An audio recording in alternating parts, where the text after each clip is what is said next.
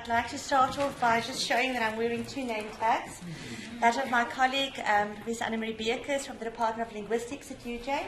Unfortunately, she's not able to make it today, so I'll be presenting on behalf of both of us, and I'm Marne Pienaar from the Department of Afrikaans at UJ. In his book, An Ordinary Country, Neville Alexander argues that as far as identity politics is concerned, South Africa is at a historical crossroads between the choice for an ethnically defined so-called rainbow society or a society where identity is defined primarily as a South African identity. He cautions that the politics of identity is volatile and dangerous, and that South Africans should not find consolation in the cultural software of identity politics. For instance, the unquestionable I can't get my English pronunciation right. Or orthodoxy, there we've got it. Okay. Orthodoxy of multiculturalism cladded in ornamental rainbow imagery, particularly emphasizing coexistence of separate color or racial groups and slogans such as one nation, many cultures. On the other hand, Alexander links the identity crisis to the liberation movement's neglect of racial prejudice over a period of decades, which he argues has now come to haunt South Africa's liberal democratic dispensation. On the other hand, he draws on the Who is an African debate to argue his point that all South Africa's traditional communities have been catapulted into a crisis of identity owing to economic, political, and socio-cultural transformations. He quotes at length from a newspaper article called or titled Screwed Back into My Box, written by Max de Prier in 2000.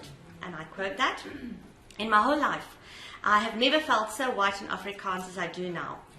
I never thought that my pale skin and the fact that I come from Afrikaner stock were the factors that essentially defined me as a human being. But throughout my adult life, I believed that being a member of my broader society and a native South African in Africa was what really was important. White Afrikaner merely described my tribe." This paper investigates the link between language and identity in a particular Afrikaans-speaking community, where ascribed identities, i.e. the role of the self as opposed to the other, is particularly salient. During the apartheid era, the Afrikaans language was stigmatized as the language of the oppressor. And in terms of its identity functions, this language is arguably still negatively valued by some South Africans. Given the role of both self-identification and the perceptions and attitudes of others in the construction of ethnic identity at least, the aim of this paper is to understand the processes of identity construction and negotiation that resulted in this community viewing itself as Black Afrikaners.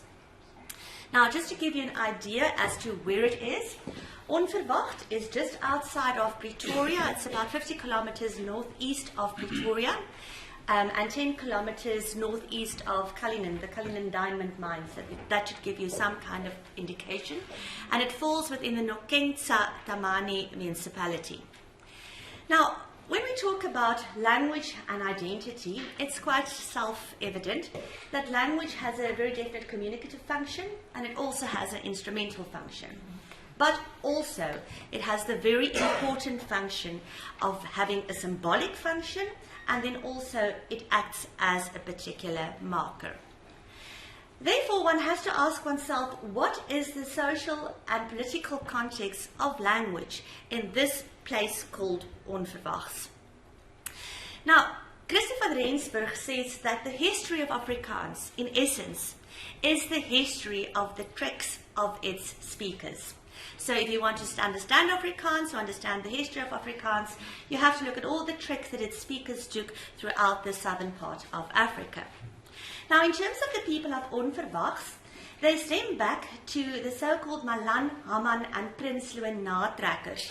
Now, the Natrekkers refer to a group of people who didn't leave the Eastern Cape at exactly the same time as the Great Trek, but a bit later, in other words, later, and that was approximately in 1857. And their ancestry were generally laborers who worked for these various groups of voortrekkers. And they come from a fairly diverse background. There most certainly is evidence that there were some colored people from the Cape. There most certainly addition, there were also some grouping who represented free slaves, and then also people from various indigenous languages, particularly Setswana, but also to an extent isiZulu, that also joined this particular trek from the Eastern Cape through the Free State of Natal into, well, Gauteng today. They then established themselves in the Cullinan area, and they became landowners, and interestingly enough, they also Afrikaansified. Afrikaans became their first language. Now, at the time of the Anglo-Boer War in 1899, Paul Kruger promised these people farms if they were to fight on the side of the Boers in the Anglo-Boer War, and on condition that the Boers win the war. Now, as we of course know, that didn't quite happen, but in the meantime, the people were moved away from this Overwach area, especially the women and the children, and they were placed in Marabastad in Pretoria, while the men went off to fight the Anglo-Boer War. And they fought under the commandment of Lafras Ace. And after the war, of course, they came back to Cullinan, and then quite unexpectedly, and that's where the name comes from. Onverwachts is direct translation of unexpected. They actually got the opportunity to buy farms, and that is where the town got its name from. Now, it is described by them as being the land of their blood. The place, the area where Onverwacht is situated now, is built on Tante Erasmus's farm. This was in 1903, just after the Anglo-Boer War, when it was split up into 57 pieces of land, and people could buy it according to what they could afford. It was fairly reasonable. It was 160 rand for 34,000 morg, and I've got absolutely no idea as to what that would translate to, but I've been there and it's fairly big. Now, interestingly enough, Oupa Jan Munari said to me, hierdie is bloedgrond. This is the land of our blood. Our fathers and our grandfathers fought for this land in the war. Now, of course, in 1965, we had forced removals, and according to the inhabitants of that area, the so-called black spots had to be cleaned up.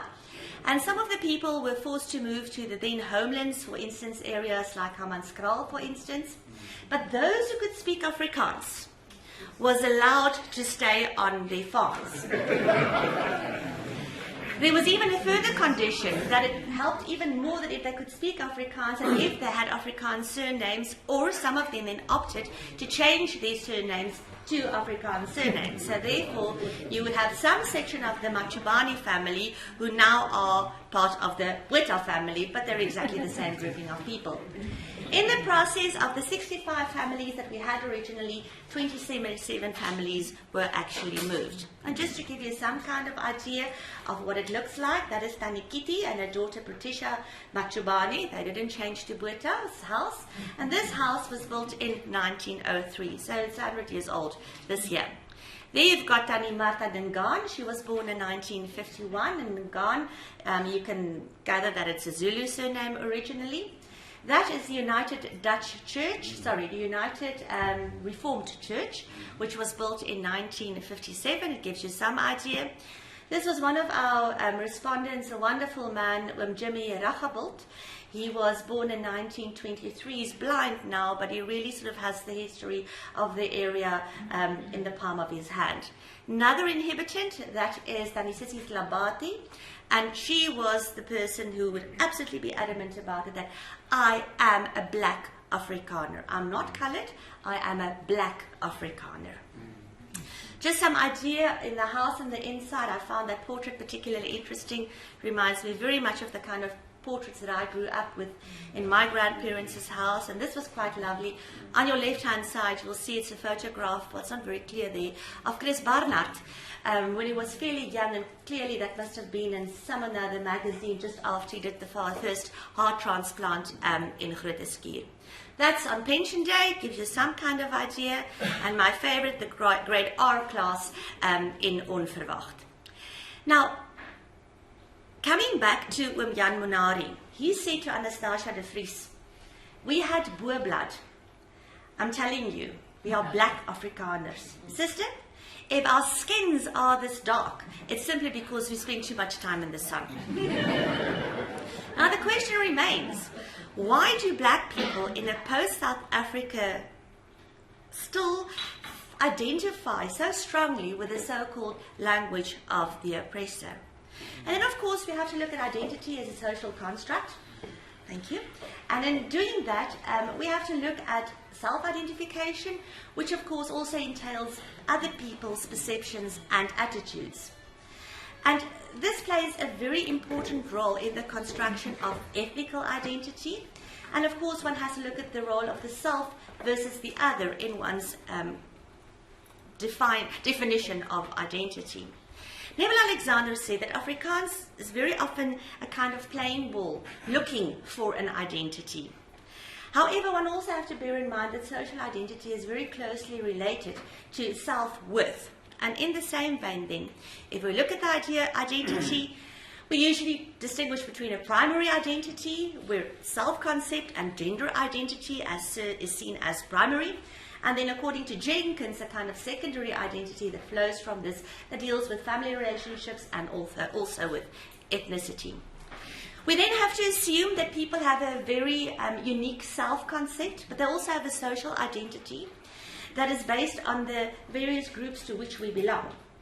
Now, this self-concept, of course, is fed and maintained by one's personal activities and your achievements, but also by valued social links. In other words, here we talk about a certain group identity.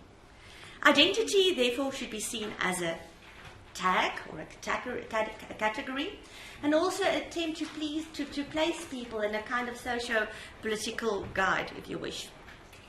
The implication of self-identification in terms of Overwach, however, is that these people control the debate on their own identity. And in this way, they establish and justify their identity as Afrikaners. Now, of course, identity needs to be negotiated. And I'd like to quote Barth here, who said, "There are no unified criteria that can universally define ethnic boundaries. Rather, these are creatively invoked and negotiated by individuals and groups in response to their evolving social roles and circumstances. If ethnicity is seen as a process, then the close analysis of the negotiation of ethnicity within and between different groups becomes central to our understanding of its role in the construction of identities."